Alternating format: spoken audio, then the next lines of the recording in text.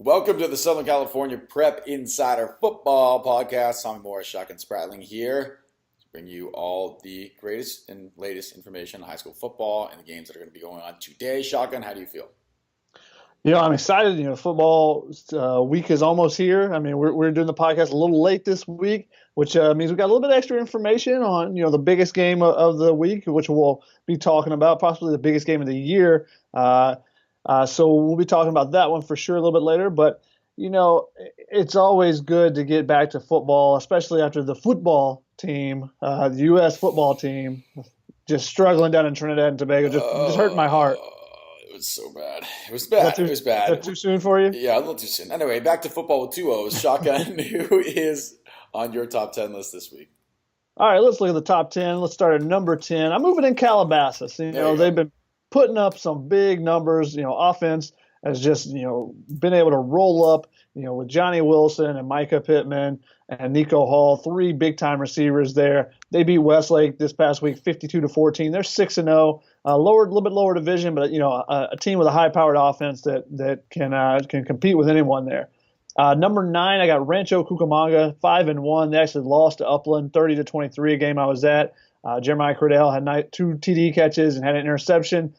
Why he didn't play on defense late in the game, I don't really know. That's a big question mark for me. He's being recruited by a lot of teams as a defensive back and had an interception. And the 2 touchdowns that Upland had late in the game were both fades to the back of the end zone, taking advantage of some size. And he's a little bit bigger of a DB. So I would like to have seen him in there, but did not. So Rancho Cucamonga slides down after losing to Upland. Number 7 and number 8, I got Chaminade and San Clemente. They move up a spot there. They were both idle this past weekend. Chaminade now is 5-1. San Clemente is 6-0. Number 6, Upland moves up to number 6. They're 5-0 now. They beat Rancho Cucamonga, as we talked about. Justin Flo did a little bit of everything. 2020 linebacker, young kid. I think he's a sophomore. Just doing a little bit of everything. He had a big tackle for loss that forced a field goal in the first drive. A punt was blocked. He picked it up, took it 56 yards to the house for a touchdown. He also had an interception, just doing a little bit of everything from the linebacker position. And LaShawn Potts had 2 TD catches, the aforementioned fade passes that Upland won before halftime and then one towards the end of the game. There were big plays for them near the end of both of those halves. Number 5, we got JSerra. There's a big question mark coming in the season what JSerra could be. There was a little bit of hype behind him, not a ton, but after a down season last year, new coach, I got a couple transfers that have been able to make big impacts. They're 6-0 now. They beat Servite 52-36. It's a big game that was on. There was one of our featured games last week. Al Fisher, 20 carries, 273 yards, 2 touchdowns. He had 226 yards in the first half. So a big game for him. Eli Jefferson comes in. He only got 1 carry, just 1. But he made the most of it. 79-yard touchdown for him. JSerra just kind of running away with that game there. Number 4, Centennials 4-1. They beat Roosevelt, a team that's kind of on the cusp of our top 10. They beat them 72-33. That Centennial machine, when it starts going, the Imperial Death March is the right sound for any team that has to try to stop them. Kinslow had 3 TDs rushing, and Bryant with 5 catches, 149 yards, including a 50-yard touchdown. Number 3, I actually dropped Mission Viejo this week. Number 3, nothing they did. They beat Tesoro 42-6. Elijah Griffin with the 80-yard touchdown, took a short pass, took it to the house. Akili Arnold, their backup, who's now the starting running back after an injury early this season, 16 carries, 181 yards. Joey Yellen, 12-21, 310 yards, and 3 TDs, including 2 to Austin Osborne, the Washington commit. However, I did move up St. John Bosco to number 2. Oh, that's a convenient. But also beating Orange Lutheran, a team in the top 10, 42-21. They held Orange Lutheran to 0 yards rushing on 18 attempts, including having 5 sacks. George Alani had 18 carries, 133 yards rushing, and a TD. Shotgun, that's kind of a curiously convenient week for you to put them number 2. Well, that's all I'm saying. Are you trying to set up some sort of matchup for later to make sure? Maybe there might be a matchup with the number 1 team, Mater Dei. They just took care of business against Santa Margarita, 70-35 in that game. They're 6-0 now. JT Daniels continues to distribute the ball all around. 362 yards for him, 6 TD passes. The team scored 42 points in the second quarter alone. So they outscored Santa Margarita for the game in the second quarter alone. C.J. Parks, 7 catches, 187 yards. He had a 67-yard punt return to set up one of his to set up a 7-yard touchdown catch for himself. And Jacoby Harper, 10 carries, 136 yards, including an 80-yard TD. So that's my top 10.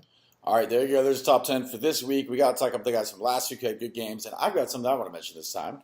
Go for it. So, hey, I'm going to go for it. Switching it up. Travis Lau, San Juan Hills, 6 carries, 78 yards, and a touchdown. He also had 5 receptions, 137 yards, and 2 touchdowns. 3 touchdowns for Travis. Good job there. Zach, and I'm going to say this name wrong on purpose. I want to say it the French way. Charbonnet from Oaks Christian, 15 carries, 202 yards, and 3 touchdowns for him. Warren Bryan from Damien, 8 carries, 177 yards, 2 touchdowns, but he's actually the quarterback. He also threw for 196 yards with a touchdown there and an interception. And finally, I want to talk about the kid from Yorba Linda. It's Jonas Slack, 10 carries, 139 yards, 3 touchdowns. Also, James Festini, 11 carries, 152 yards, and a touchdown. So that Yorba Linda running attack was running full throttle this weekend. Shotgun, you want to talk about? Yeah, those are some efficient run yards there. Speaking of rushing, how about Tanner McKee, the Centennial quarterback? Not only does he throw 286 yards, passing and 3 TDs, that's kind of normal for him. Not a big game, but a career best 206 yards rushing as well, and a touchdown. You know, he was coming back from an ankle injury earlier in the season. Welcome back, Tanner. Jeez. Yeah, so getting healthy and then showing off the wheels there. Matt Salerno from Crespi, 13 catches, a touchdown, 12 tackles as well on the other side of the ball versus Alemany. Jason Skinner from Milliken, 12 tackles, 3 sacks. He blocked a punt. He recovered a fumble in a 33-13 win over the Tar Babes of Compton. One of my favorite mascots in Southern California, the Tar Babes. Very unique. J.P. Andrade, 33 for 45, 406 yards, 4 touchdowns, and a wild 42-39 win over Diamond Bar.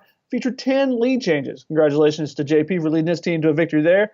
Bryce Tremaine from Venice, 5 TD catches and a 40-28 win over Westlake. That's getting some work in, 5 TD catches there. Danny Morales from Great Oak, 16 carries, 198 yards, and 2 fourth-quarter touchdowns to kind of help Great Oak pull away in a 31-14 win over Chaparral. Julius Urban from Servite only had 3 catches.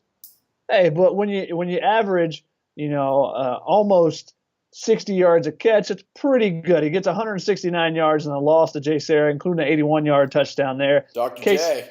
Yeah, doing it all there. Yeah. Casey Carr III from Tustin, a guy that we talked about several times this season, 17 carries, 256 yards, and 5 TDs.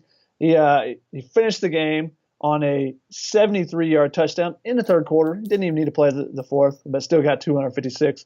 Malcolm Wesley from Santa Ana Valley, 444 all-purpose yards, 6 TDs, and a 42-7 win over Magnolia. He had 18 carries for 352 yards rushing and 5 TDs, and he added a 93-yard kickoff return. But wait, he also went 8 of 11 for 53 yards as the quarterback, too. So Malcolm Wesley did it all for Santa Ana Valley that week. From Paloma Valley, different valley here, Mason Carvalho, 8 catches, 191 yards, and 2 TDs, and he added a 66-yard punt return touchdown. Nice all-around performance there. Pacifica's Hagen Foreman, 3 interceptions, 2 deflections, 3 tackles, and a 56-7 win over Kennedy. Woodbridge's Nick Nash, 195 yards passing, 2 TDs, solid. Added 110 yards rushing and 2 more TDs on the ground. Let's talk about some defense, though. Let's do it. We always talk about the individual performances of guys. Let's talk about the overall defense of La Habra. They held Sunny Hills running back Alice Young, a guy we've talked about. He was averaging 304 yards. He had 51 yards running. They really shut him down. He only had 4 yards on 6 carries in the second half. That's how you win a ball game. And then Edison. We're going to talk about the individuals, but the team as a group, the defense, 4 defensive touchdowns in the second half and a 63-0 win over Huntington Beach. That's a big, close rivalry there. Offense had 2 possessions in the second half. That's it. The offense didn't need to do anything else. They only had 2 possessions because the defense was on the field and making big plays. Brandon Murrieta had a 33-yard pick 6. Keely Cooper, a 27-yard scoop and score fumble recovery. And then Marcus Pittman and Nathan the Ball, 69-yard interception return, and then a 25-yard interception return. The Ball also had a TD catch in the game as well. Long Beach Poly's Mike Moawa? I'm saying that one wrong. I'm messing that one up. Mike M. Yeah, Mikey me. Yeah, Mike M. Yeah. 18 carries, 167 yards, 3 TDs, and a 49 win over Cabrillo. Long Beach Poly is known for their passing attack, so good to see them getting some balance with the run game there. Santa Ana's Damian Macias, 81 yards rushing and 2 touchdowns from the quarterback spot. He also threw for 202 yards, including a 65-yard TD. And then he went on defense and had an interception in a 28-21 win over Westminster. So all-around performance there, helping his team to a close victory. 2 more guys I got. Braden Huffman-Dixon from Roosevelt had 7 catches, 172 yards, including a 66 and a 68-yard touchdown. And then Dominic Sanchez from Garden Grove, 216 yards rushing, 3 TDs, including 66-yarders and 81-yarder on back-to-back plays from scrimmage. All right, there you go. Those guys were good games. Last week, we got to go to our game predictions. All of these available on the Fox Sports Go app. Download it, watch the games, and keep up with our picks. First game we're going to talk about, it is Santiago Corona going on to Centennial Corona. We talk about Centennial a lot, so I'll talk about Santiago a little bit. Marcus Nesby has 3 interceptions for them on defense. Nathan Castillo, the quarterback, 1,427 yards passing with 14 touchdowns. However, I'm still going to go with Centennial. Again, we could get into the specifics with them, but we've talked about them so much, I don't feel like we have to. They're just, that offense is a juggernaut, and until you can slow them down, which I don't think Santiago is going to be able to do, they're going to continue to win games, and it's going to be another one this week. Next game is Chaparral going to Murrieta Valley. Chaparral freshman quarterback Trillin Harris, 879 yards and 7 touchdown passes this season. Sophomore Justin Manqueros, 536 yards rushing, 5 touchdowns. Junior Ellen Vasquez, 414 yards rushing, 6 touchdowns. You get the point. They're a young team. Murrieta Valley, we know about Marcus Spiker. He now has 16 touchdown receptions on the season. The Murrieta Valley is going to be too much for them, but look out for Chaparral in the future because all those guys I just mentioned are still going to be there for a few more years. And their quarterback's obviously going to keep it trill. So you gotta be looking for their future there. They also have the best center possibly in the last 5 years, 10 years maybe, in Justin Dedich, a USC commit. He is a beast down there. So that'll be fun if you get a chance to watch that game. Just focus on him when they're on offense. He's a good kid to watch. He likes his pancakes. He likes to stack them up and some little flapjacks. But I think Murrieta Valley is going to be able to pull this one out. Marquise Spiker, not only does he have another touchdown and he's closing in on the touchdown record for the state, he also took a 95-yard kickoff return last game just to add a little fun. Make him well-rounded. Yeah, he wanted to add some different stats on his stat sheet this time. All right, there's that game. Next, in the Trinity League, it is JSerra going to Orange Lutheran. JSerra, Al Fisher, you talked about him earlier, averaging 152.7 yards per game and 9 touchdowns through his first 6 games. There's also UCLA commit Abdul Malik McLean. He's got 8 sacks so far this season. Orange Lutheran, we talked about them a lot. Hilinski and Kyle Ford have been tough to stop all season long. Do not forget about sophomore Logan Loyola having a good season quietly with 6 touchdown receptions in 6 games. I like Orange Lutheran. I know they had a tough week last week, but I'm going to ride with them. They're at home. I was thinking about going with them, but since you picked them, I obviously can't pick them as well. I like the way that JSerra, the McLean brothers, have been playing. Matt Robinson, their quarterback, has played pretty well as well. And then with Al Fisher, leading the way on the ground, I think that JSerra can go in on the road and win. But Orange Lutheran is going to be, they got their first Trinity loss. If they want to keep up in the race, they've got to make some noise this week. All right, second to last game we're going to pick. It's Sierra Canyon going to Calabasas, who is now in our top 10. So congratulations, Calabasas. Sierra Canyon, another young team. Jaden Peary, freshman quarterback. They have Hunter Williams, the sophomore running back, and 2/3 of the top receivers are juniors. So Sierra Canyon's got something good going in the future, just not right now. I like Calabasas this one. Calabasas, that wide receiver attack is going to be pretty good there. Sierra Canyon, most known for their basketball program, the Remy Martin and Marvin Bagley team that is no more now. Now both of those guys are in college, so we'll see how they reload on the hardwood. But I think they're still building up on the football field. I got Calabasas winning this one. All right, here we go. The final game. It's a TV game. Watch it on Fox Sports Prime Ticket. It is now officially number 1 versus number 2. Thank you, Shotgun, for making that switch. So you can now call us the number 1 versus number 2 teams in Southern Section and maybe in the country. I'm going to throw that out there. Maybe in the country. It is Mater Dei, traveling to St. John Bosco. I'm going to give my pick and then get out of the way because I know you have a lot to say. I will take Mater Dei.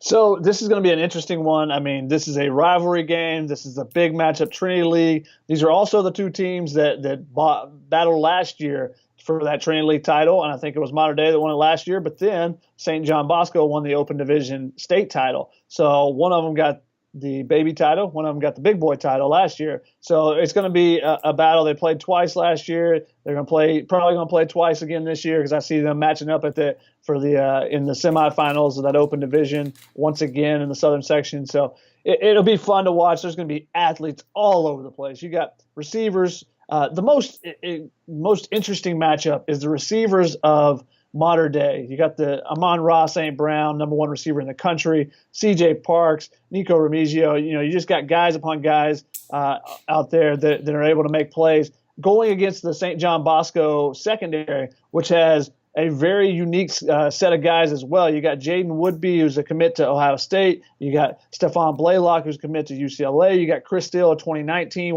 probably one of the best cornerbacks in the country next season. There is a lot of talent on this field. But the one question everybody's asking is, who's going to start at quarterback for St. John Bosco? Because, Real Mitchell, they split series last week, him and DJ Uwalele. So it'll be interesting how they use them if Real Mitchell is available, because he tweeted earlier this week that he has an undisclosed injury. And then, that kind of caused a stir like, he said the narrative is not correct. He has an undisclosed injury. Well, it was found out by, I believe, the Long Beach Press Telegram that the DJ Uwalele will start on Friday. Will Real Mitchell be available? That is still up in the air. He has not been cleared by a doctor as of Wednesday, so he has to be cleared and then get on the field. Those two guys force a defense to prepare in two different ways, because Real Mitchell can beat you with his feet as well as his arm, and then DJ Uwalele is a 6'4" guy that can stand in the pocket and throw rockets all over the field. You're going to see one of those on the other side as well with JT Daniels at quarterback for Mater Dei. So, like I said, this is going to be a really, really fun matchup. If you can't get down to the game, if you can't get to St. John Bosco or to El Camino College, I believe is where the game's being played. College, correct. Then you better be checking it out on Prime Ticket, because this is going to be a great game. But if you do go out to the game, you better DVR it too, because you're going to want to watch this one again. I'm telling you, you're going to miss things the first time because you're not going to be able to see every single guy that's making all these plays. So I highly recommend checking this game out. It's going to be a great one. Yeah, again, Mater Dei already took on Bishop Gorman. I think this will be a much closer game than that. I think this will be maybe the best game in the country this year. Possibly, quite possibly. I misspoke earlier. It's at El Camino College. It's not at St. John Bosco. I apologize. So if you're going to want to go there. Don't go to Bosco, because then he'll get mad at me. And St. John Bosco does have a loss. They lost in a rainy field in St. Thomas Aquinas in Florida to begin the season. They played better as of recent. They have probably their best game this past week against Orange Lutheran.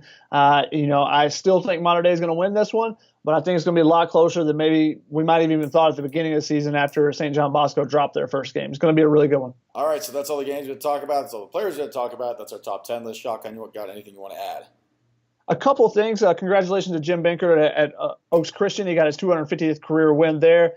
Cypress wide receiver Dominique Thompson caught a pass in the back of the end zone, but he and Valencia's Michael Garcia both wrestled for the ball. It was ruled incomplete. I watched the video. I couldn't tell it was incomplete. And then Cypress does not convert on the fourth down the next play after turning the ball over. Wait, hold on, Shotgun. Did Dez catch it? Oh, it's Dez always catches it. You sure he caught that ball? So Cypress is Dominic Thompson. I thought it was a catch. His. I don't know about Dez's. You never know what Dez is. The NFL's catch rule is ridiculous anyways. But also Arlington in Riverside, Arlington, goes for two in overtime, gives the ball off on a run up the middle to Jamon McGlory, and gets it to beat JW North 32-31. Nice win for Arlington going for it. You got to like the courageousness to go for it in overtime instead of sending it to the second overtime. And then also, it's not in the southern section, but I wanted to give big props to Tyquan Gilmore at Taurus, setting the city section record with 9 touchdowns, 451 yards rushing on 15 carries. He doesn't need the ice bath award. He just needs 15 carries. He might need the special, those ski legs that they give guys to, whatever they call those things, the big body things to heal the legs. Ice the legs down. Yeah, whatever you do for the track guys, because apparently no one hit him that game. Yeah. All right, so that's our podcast for this week. Be sure to tune in next week we'll have this basically the same thing, same two guys. Hope you enjoyed it. See you next week.